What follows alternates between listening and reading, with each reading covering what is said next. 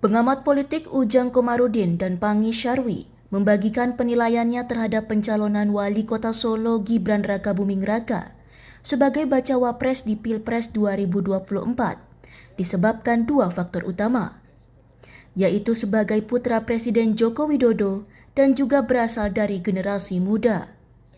Hal tersebut disampaikan kepada Antara di Depok, Jawa Barat, Minggu 22 Oktober. Wali Kota Solo Gibran Rakabuming Raka resmi diusung sebagai bacawa pres pendamping Capres Prabowo Subianto oleh Partai Golkar.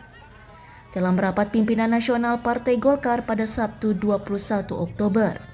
Dengan pengusungan tersebut menimbulkan berbagai macam respon di dunia politik. Pengamat politik Ujang Komarudin menyampaikan pengusungan Gibran bukan merupakan sebuah kejutan, lantaran sudah terprediksi dari hasil keputusan Mahkamah Konstitusi MK mengenai syarat pendaftaran Pilpres. Ujang menambahkan sebagai putra Presiden Jokowi dan merupakan generasi muda, membuat Partai Golkar tertarik mencalonkannya menjadi pendamping Prabowo.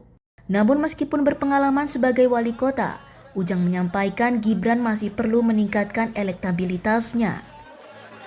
Tapi fakta itu terjadi bahwa di politik itu tidak ada yang tidak mungkin.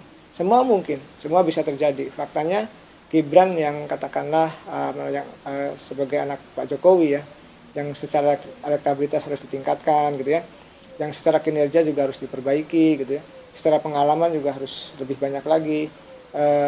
Tetapi faktanya ya Golkar mengusung Gibran sebagai cawapres begitu. Pengamat politik Pangi Syarwi pun memiliki anggapan yang sama. Keputusan MK telah menjadi tanda Gibran akan maju menjadi bacawa pres mengikuti kontestasi Pilpres 2024. Namun demikian, Pangi mengatakan, sosok Gibran sebagai generasi muda tidak menjamin mampu menarik simpati kalangan milenial, yang merupakan pemegang suara terbesar untuk memilihnya. Itu juga menjadi faktor penting kenapa Gibran diambil.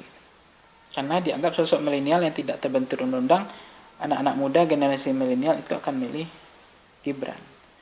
Nah, pertanyaannya adalah apakah betul nanti anak-anak muda Gen Z atau milenial itu akan memilih tokoh representasinya anak muda?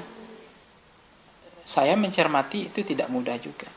Belum tentu semua anak muda akan memilih pemimpin muda. Kalau kering, tidak punya narasi, tidak punya pikiran, gagasan yang meyakinkan anak muda. Kedua pengamat tersebut pun menilai dengan Gibran menjadi bacawa pres akan ada dampak positif, seperti menjadi jalan tengah koalisi Indonesia Maju. Namun juga ada dampak negatif terkait dinasti politik. Dari Depok, Jawa Barat, Setianka Harfiana, Aloysius Lewokeda, Kantor Berita Antara, mewartakan.